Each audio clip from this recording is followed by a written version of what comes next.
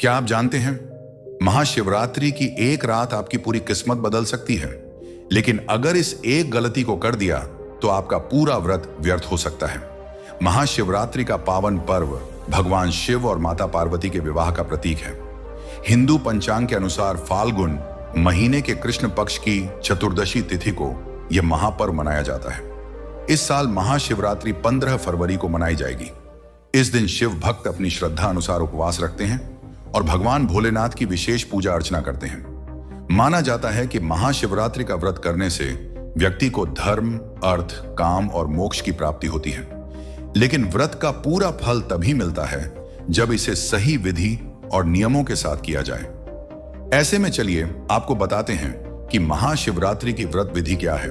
अगर आप महाशिवरात्रि का व्रत रख रहे हैं तो आप महाशिवरात्रि के दिन सूर्योदय से पहले उठें। इसके बाद स्नान करें, पीले रंग के वस्त्र धारण करें, हाथ में जल, अक्षत और फूल लेकर भगवान शिव के सामने व्रत का संकल्प लें।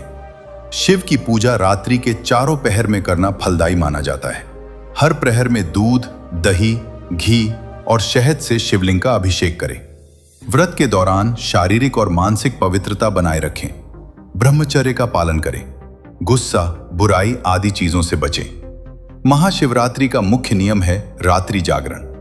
इस शुभ अवसर पर रात का जागरण और शिव पुराण का पाठ करने से सभी पापों का नाश होता है। शिवरात्रि का व्रत अगले दिन सूर्योदय के बाद खोला जाता है। पारण के समय सबसे पहले भगवान शिव को भोग लगाएं और फिर ब्राह्मणों को दान देकर खुद सात्विक भोजन करें।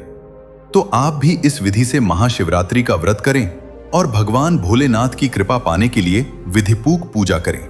महाशिवरात्रि की पूजा विधि आपको जरूर जाननी चाहिए।